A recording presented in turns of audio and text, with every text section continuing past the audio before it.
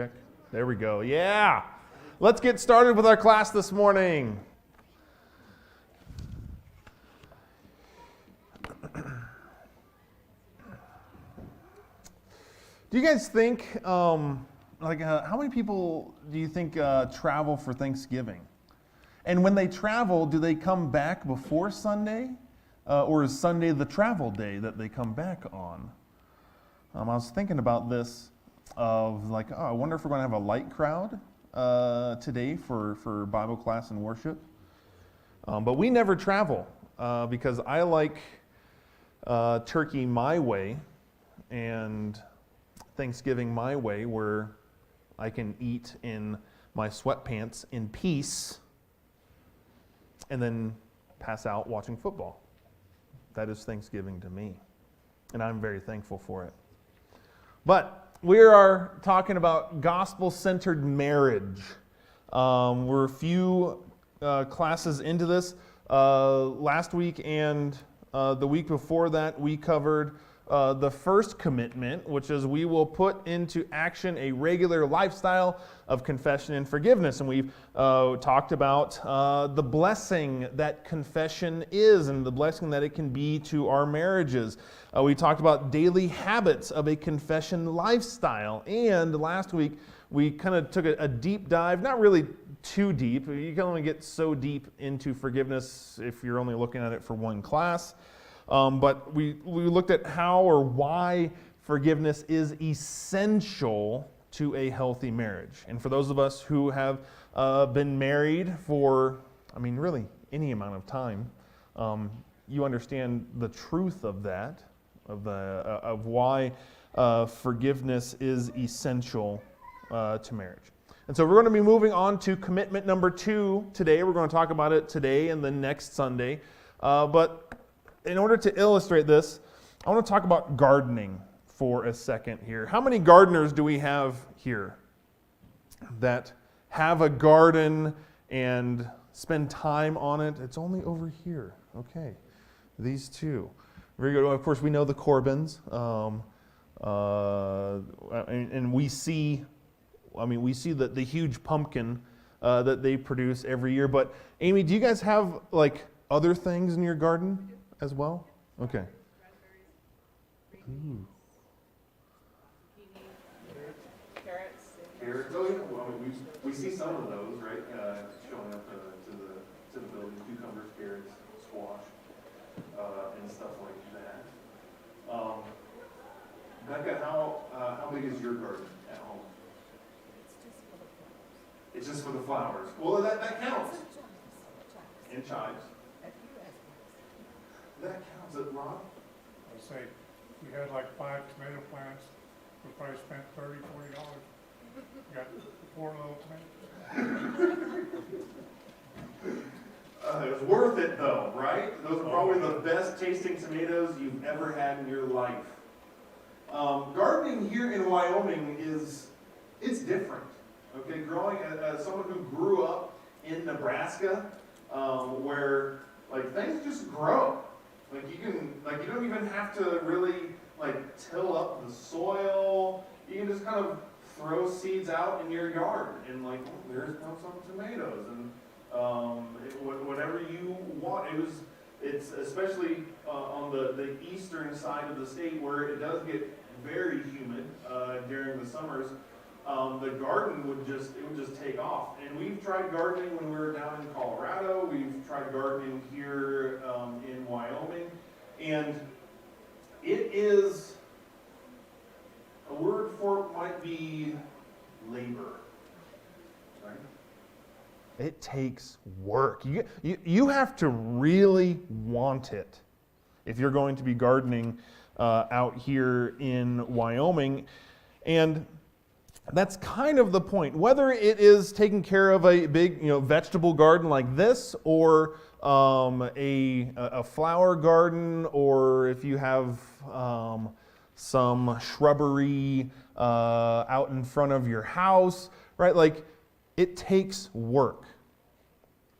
All gardens begin with hard work. You have to clear the land. You have to dig into the dirt yourself. You have to Commit yourself to regular watering and weeding. Gardens do not just grow by themselves, at least not a good garden. But many have this mindset when it comes to their marriages. Oh, it'll just grow. It'll just happen whether I want it to or not. And that's where commitment number 2 comes in. We will make growth and change our daily agenda. Why is change so difficult? Not just in marriage, but like just in general. Why is change difficult? We get very used to what we want to do, when we want to do it. We can get set into like a pattern. Exactly. I don't want to be open to, well, instead of me sitting at home in my sweatpants eating turkey. No, I'll go out with other people and eat turkey. You can wear your sweatpants out and about still. Nobody will make fun of you. My wife will. Oh, that's all right. That's okay. See how you turn that back on me, we can't, I would call that the path of least resistance, right? That's typically the path of our lives, right? We just kind of, well, that's hard, and so we're going to go this way instead. And that's like going against the flow, going against the current, right? It's difficult. Why can't I rather just go with the flow, right? Go with the flow. Why is change difficult? Because it can seem futile or pointless. Like you can want to change, but then you go for a week, and even though you tried, nothing's changed. It doesn't look like anything's changed. It takes some longevity, right, to start seeing the benefits of change. Because change is hard and difficult, you start questioning, like, why am I doing this? Why am I choosing to do this? Without seeing the results, it can be very difficult at first. For sure. Becca? You have to really want to. Keep that going, that you really want to. Just like gardening in Wyoming, you've got to want it, right? And to work for it, Rob. So it's easier to go with the known instead of the unknown. Ooh, it's easier to go with the known than the unknown. What is the saying? The devil you know, right, is something than the devil you don't. There's a saying that goes something like that. And it means basically what you just said. Anything else change? Yeah. People fear change, Chris. They're afraid they might look silly, might do it wrong. Absolutely. Fear, that's kind of like the same thing, the fear of the unknown, right? Or yeah, fear of what if I fail? What if I mess up? Okay, look, what did you have? It can make you vulnerable. Vulnerability, for sure. Because changing in the process of that, you're admitting that something is wrong, right? And so therefore you need to change. All of those things, I think, are correct and they apply. And when we apply that same idea, that same question to marriage, it becomes at least twice as difficult, if not more. Because as we have covered in this class, you are a sinner, married to a sinner. We all have failures and we all have things that we don't like about ourselves, and we have things we don't like about our spouse. And so when we mention change, that's just like, it's like a landmine waiting to be stepped on in your marriage. It's like as soon as I mention it, here, okay, we're in this fight now. What I want to talk about today, as far as changes go, I did a little research, and these are somewhat similar to what we talked about last week, but a little bit as far as like what people fight about or reasons for divorce. There is some overlap here, but the top 5 distractions affecting marriages today are these 5 right here. selfishness. We talked about selfishness. We have talked about selfishness in the past. Selfishness is in your marriage is saying, well, I want this, or I want that, or I want this to happen this particular way.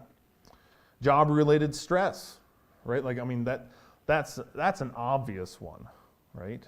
And whether your job is going to somewhere and clocking in and clocking out, or your job is taking care of a bunch of munchkins all day long and trying to keep them safe and fed and clothed, that is a job as well, and it creates stress in your life.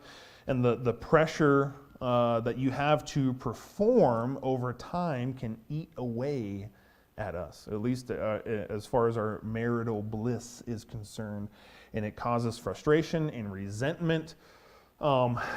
If your spouse, you can like when that stress starts affecting your life, you can interpret what your spouse is telling you as them being ungrateful, right? For the work that you put in to making this whole family thing run and function. Other people are a huge distraction in multiple different ways, whether it's looking at or searching up your exes on Facebook, or being distracted by a pretty or handsome coworker, or just friends filling your life with ideas or thoughts or temptations that you know is going to lead towards a fight in your marriage. Self-doubt is one. The thought of, I'm not as in shape as I used to be, or I can't fit into my wedding dress anymore, or all of these things, these negative messages that we tell ourselves can then distract us from our more important role in our marriage. And then, of course, it seems like any list that you can create about marriage, money or finances somehow makes the list.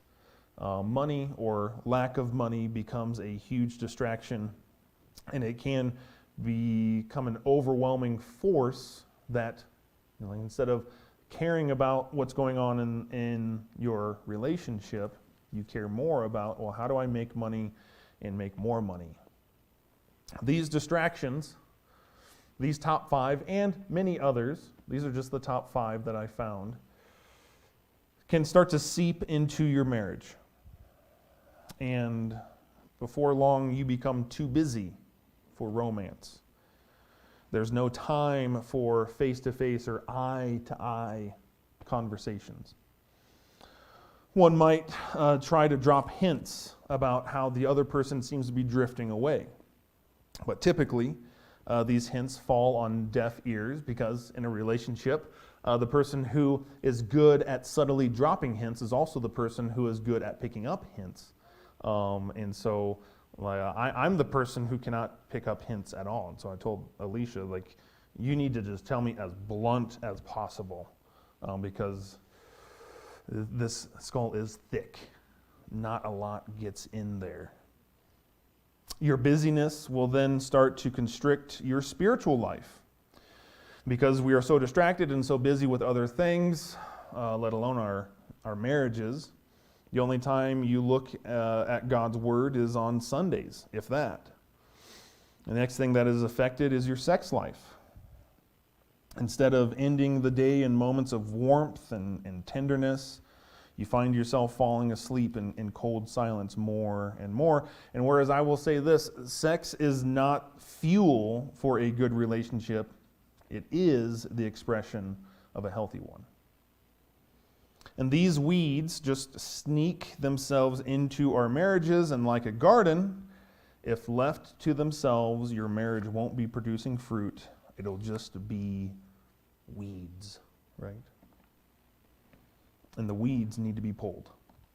The weed of thought, decision, desire, motivation, word, and action cannot be completely avoided this side of heaven.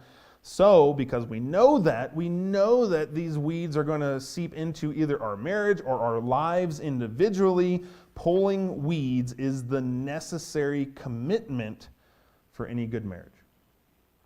In Jeremiah 1, verse 10, we see this commissioning from God to Jeremiah as a prophet.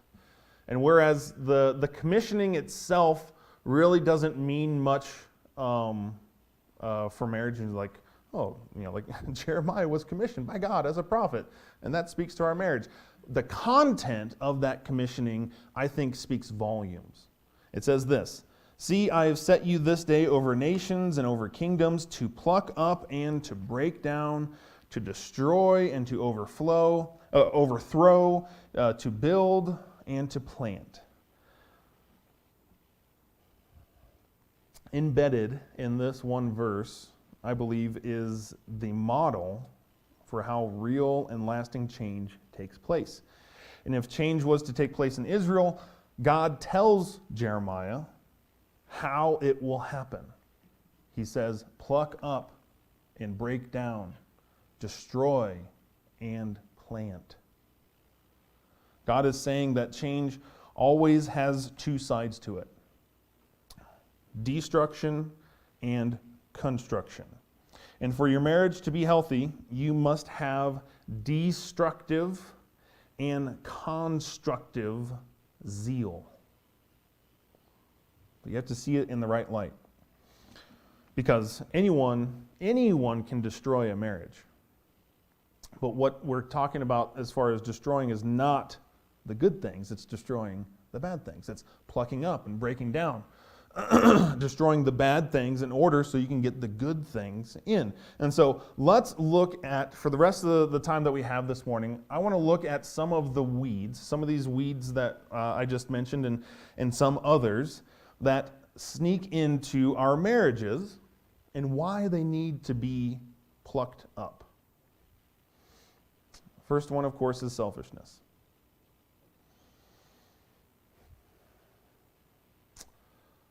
I want to ask a question, but I don't want, there is such a thing, and I am definitely guilty of this as a preacher, of oversharing. You know what I mean? So, hypothetically, how can selfishness show up in a marriage? Like specifically, but again, hypothetically, right? These don't show up in your marriage. You've just seen this happen in someone else's marriage. What do you think? What does it look like on a day-to-day basis? You guys are all married to selfless people. Good job, Margaret. I think that the wife usually is the one that's the most selfish, because during their courtship, she's been the center of attention. Interesting. Now she's not. And that can, if you didn't hear Margaret, she said that often during the dating or courting period, the woman receives a lot of attention, right, from us guys, because we're trying to win her, right? And then after the wedding day, like we've won her, so then she gets less attention, or maybe other things come into perspective, right? Like raising kids, right? And so that takes some more attention off of her, for sure. Yeah. I think that you see more selflessness from a wife when she does have kids, because she's got the kids she's taking care of, and just nibbling little pieces out of her all the time. For sure. And the husband, and if they're both working, but if the husband is gone at work all the time, and he comes home, he's tired, he doesn't want to do anything, so that's kind of selfish. And it goes back and forth there. Being selfish with your time, or attention, or your energy. For sure. Aaron, what do you think? Just kind of generally speaking, I think sometimes you can just be so mindful of what you're doing all the time, Mm-hmm. and that you don't take the time to think about what your spouse is doing I have cleaned the house, I have cooked the food, I have done all these things, but I don't think about, what my husband has done all day too. But, like, when you come home, I want you to do this and this and this and this, because I've already done all this, and then, so. The honeydew list. Yeah, it can become a selfish cycle. Absolutely. The advice that I was told years ago about that phenomenon is that many times wives and mothers, their house is like it becomes a part of them, right? And so if something needs to be fixed in that house, let's say it's like the fence needs to be fixed or the garbage disposal needs to be fixed. It's like that's like a piece that's broken in her, right? And so it's like this piece of me is broken and needs to be fixed. I cannot relax or enjoy anything until this gets fixed because it's a part of who I am. Whereas men typically view the house as an abode of rest. And so you see how those two ideas naturally clash, right? We come home from work and go, oh, I've come to my abode of rest. And instead we are greeted with, no rest, actually do this now. And so then the man gets like, do you know what kind of day I just had? I just want to rest. And so then, bad things happen. But yeah, absolutely. We can be, that would almost be selfish or inconsiderate, right, of the other person's life, for sure. Maybe it's leaping for the best cookie that came home in those pink boxes from Crumble. Or it's racing to the best seat on the couch. Maybe it's something like controlling the flow of conversation with your friends. Or pouting so you get to go to your favorite restaurant.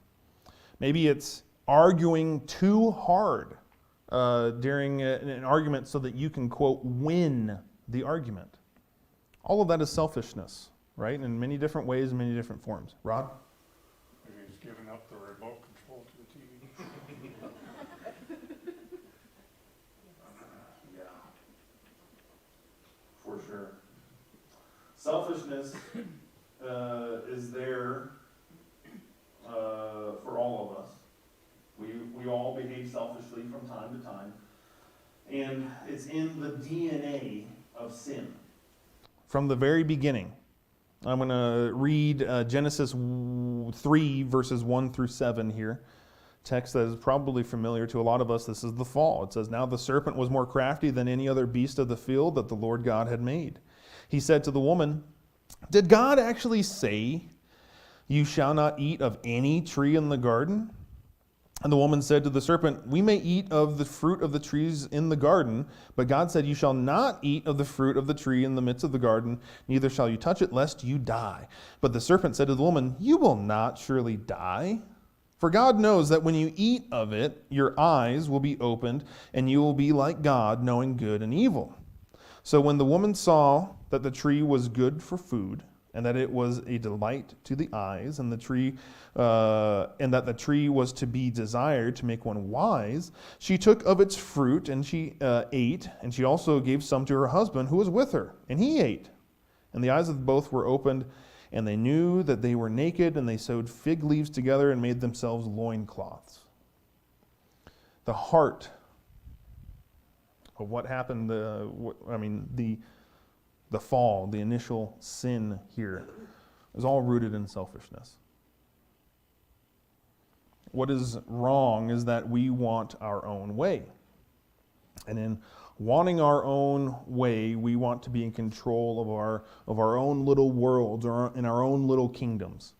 And when your goal in life is to set up your own little kingdom, not only does that work against God's plan, it also makes it impossible to live with another human being.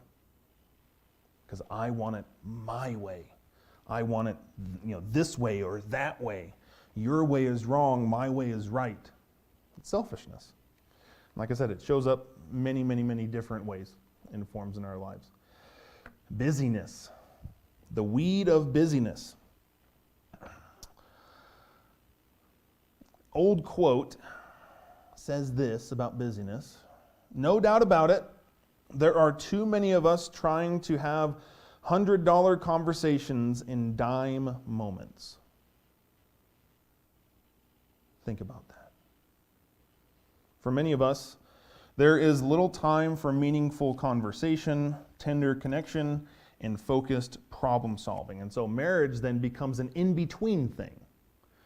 Marriage is the thing that we fit in between work and taking the kids to their sports practices. It's in between making dinner and getting the kids ready for bed. It's in between our busy work schedules and entertainment schedules that we try to distract ourselves with. We only give it any attention between other and more important things in our lives. And whereas I am a huge proponent of, especially for people that have small kids, and that like date night just might not be in the cards because it's just things got to get done and we're busy. I'm a huge proponent of the mini date of going grocery shopping with just you and your spouse, or going, quickly grabbing a coffee from Starbucks and having conversation in the car, just for 5 minutes without the kids, if you can manage that. I'm a huge proponent of that. But we also need to give our marriages the time and attention that they deserve. Question: why are we so busy?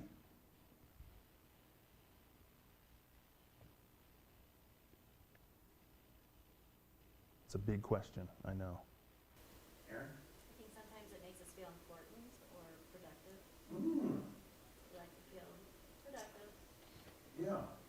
We have a full planner. It's like, I am a responsible adult. Not only do I have a planner, but it's full, right? Look at all the stuff that I'm doing. Yeah, Narissa? I think nothing's ever enough.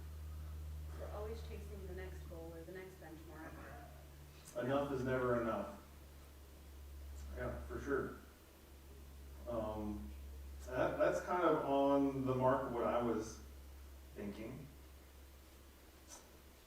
That I think we're busy for a lot of reasons, but I think one big one, and Narissa, you pointed it out, is I would call that materialism. It's a problem. We are extremely blessed in our country, beyond measure, beyond what we could even imagine. We are so incredibly blessed that we get to live in the houses that we do and don't have to worry about food or shelter or clothing.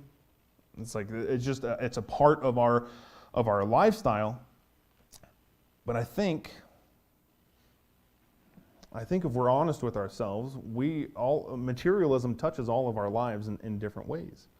Whether it's living in a house that's too big, or filling closets up with clothes that we hardly wear, or cars or vacations or entertainment systems, almost all of us are living beyond our means in some way.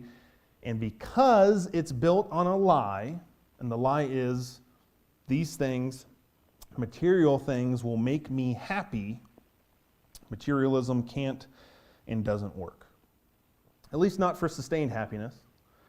It can make you very happy for a short amount of time. But in the long run, things wear out, they break, they become old. And so, as Narissa said, it's never enough. In 1 Timothy 6, verses 7 and 8, it says, "For we brought nothing into the world, and we cannot take anything out of the world. But if we have food and clothing, with these we will be content." And a quote that I found this week that I think perfectly matches what we're talking about today, and I said, was it last? Yeah, it was this week. That hit me like a ton of bricks, is this quote from Paul David Tripp. It says, "Could it be that we work too much because we want too much, and we keep working and keep wanting because what we are looking for satisfaction simply does not have the capacity to satisfy us. And this is basically just a retelling of what James wrote in James 4, verses 2 and 3. It says, "You desire and do not have, so you murder. You covet and cannot obtain, so you fight and quarrel. You do not have because you do not ask, and you ask and do not receive because you ask wrongly to spend it on your passions." This is just a modern day retelling of James 4, verses 2 and 3. And this weed of busyness, it sneaks itself into our marriage. Yeah, Margaret. That, reference in James. James 4, verses 2 and 3.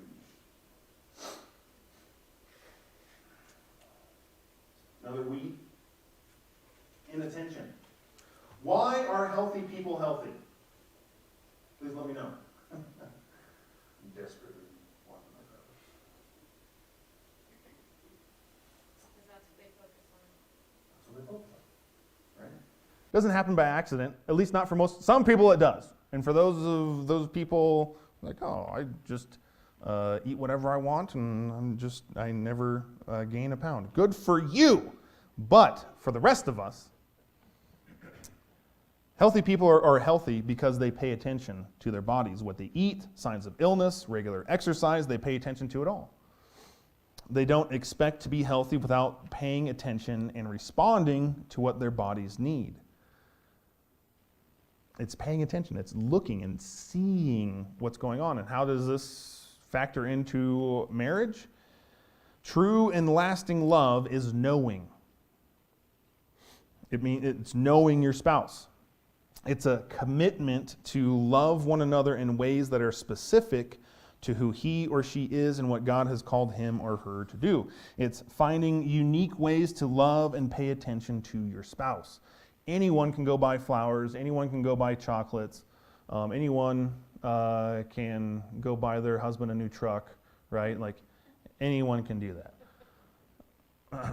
It's the specific ways where you pay attention to your spouse. And Alicia is great at this. Where she gets excited. I don't know if it's real excitement or feigning excitement, but it speaks love to me when she gets excited about watching football with me. Because, like, when I come home and the game's already on and she's like, oh, like, I've cleaned up this space and we're going to watch the game tonight, I'm like, I love you. Like, holy smokes. Or when she asks me about my nerdy hobbies, right? Like, how was the board game tonight? Or how was Dungeons and Dragons? She doesn't care about that. At least I don't think she does. Of like, really tell me the plot and the details. What she's saying is that I want to pay attention to the things that are going on in your life. And then I go off and like, oh man, it was amazing that this happened and this happened and this happened. You wouldn't believe, oh, we almost died over here. It was incredible. And she just sits there and nods. But it speaks love to me. And like, she wants to know about this stuff. She will never play, but she wants to know. And that speaks love to me. And I hope that your spouse can do the same thing, because it lights you on fire. You're so excited that your spouse is excited and wants to pay attention to the things that are in your life that really have, no real meaning or value in the grand scheme of things, but it means something to you. And don't stop working at it. A healthy marriage is a healthy marriage because the people in that marriage never stop working on it. It can take some time and effort to find, like, who is my spouse really?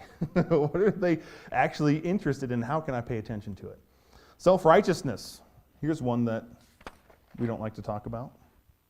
Do you welcome those moments when your husband or wife approaches you with the criticism or concern about something you said or did?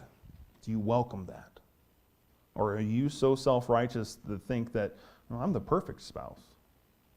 I'm the perfect man or woman? Are you glad that God has placed placed you next to someone who helps you see yourself with greater accuracy?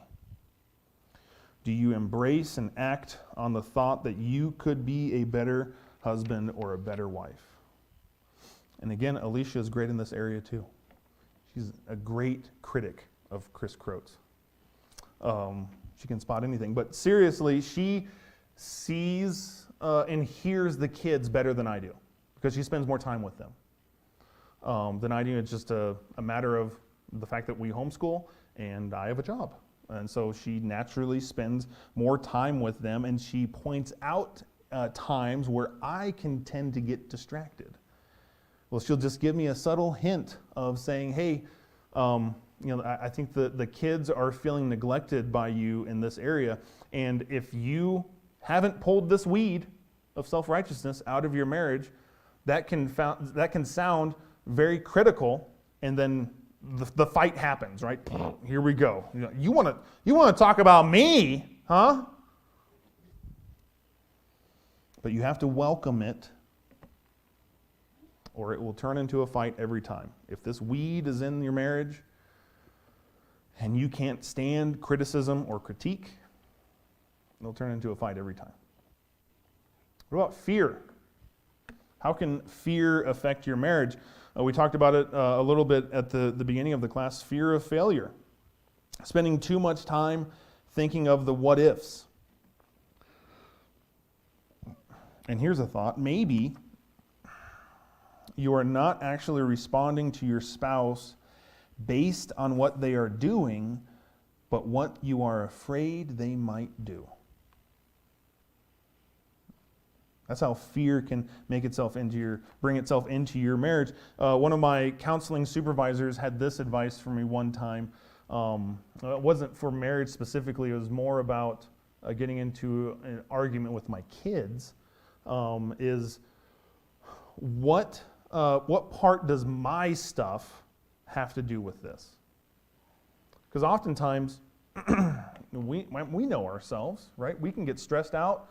We can get burnt out by work or just living in this world, and then the person that we lash out on because of our stuff that we're dealing with is typically the people that we love the most, because we know that they won't leave. And so that then gives us permission to treat them like garbage. How much of my stuff has to do with this? Am I thinking too much of the what ifs, or the fear of failure, or the fear of man? Perhaps you attach too much of your inner self-worth and hope to your husband or wife.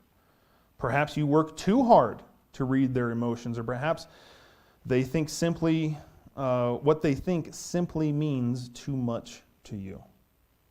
In 1 John 4, verse 18, he writes, "There is no fear in love, but perfect love casts out fear.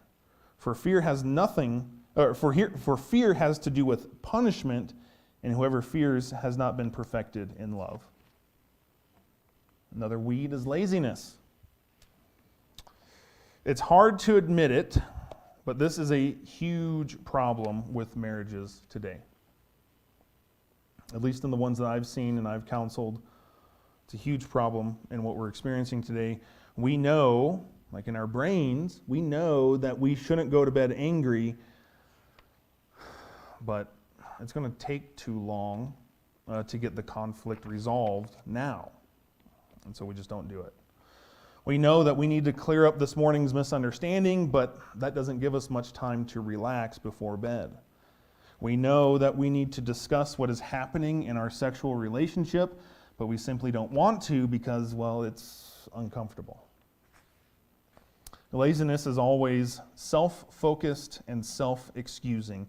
And Proverbs has a lot to say about laziness.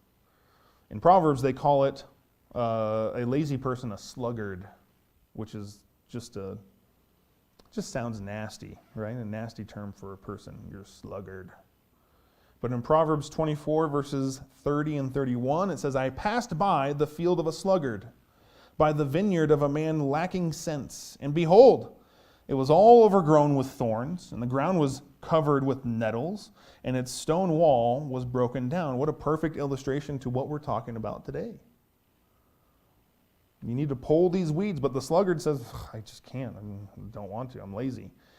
Your marriage is infected with difficulty because you have failed to act to keep the weeds out. This is what the Proverbs writer is saying, is that the sluggard doesn't do anything. Proverbs 21, verse 25, it says, the desire of a sluggard kills him, for his hands refuse to labor. Proverb 20, verse 4, the sluggard does not plow in the autumn, and he will seek at harvest and have nothing. Proverb 22, verse 13, the sluggard says, there is a lion outside. I shall be killed in the streets. All of this dealing with the fact that the sluggard won't work. And there are many people who enter into marriage thinking that the marriage will just grow by itself. It doesn't work that way. Things will grow, as they always do, but oftentimes the things that grow without our care and concern are the weeds that choke out the life and light in our marriage. So what about you? What about your marriage? When was the last time you actually looked for weeds in your marriage? And this is your homework for you married couples out there. When was the last time you looked for the weeds? When was the last time you had a conversation about, hey, how can we be better at marriage? How can I be a better husband or wife for you? Have that conversation this week, if you dare. And we're going to talk about the other side of growing and planting next week as we finish out this second commitment. We will make growth and change our daily agenda. Let's pray, and then we will be dismissed from our class. Dear Heavenly Father, thank you so much for today. Thank you for this time. God, we want to be better spouses for the person that we married. We realize that there are times when we kind of just let things go. We don't give our marriage the attention and concern that we should. We get stuck in a rut and we choose the path of least resistance. And God, help us all to be strong and courageous when it comes to our marriages, and that we might make the decisions and do the things that we know that we should be doing, and having the conversations that we know we need to have to start pulling some of these weeds out of our marriage. God, please be with us as we enter into this time of worship. Help us to focus our minds and help us to get all of the worldly distractions out of our minds so we might focus and worship you with all that we have and all that we are. We love you so very much. It's in your Son's name that I pray. Amen.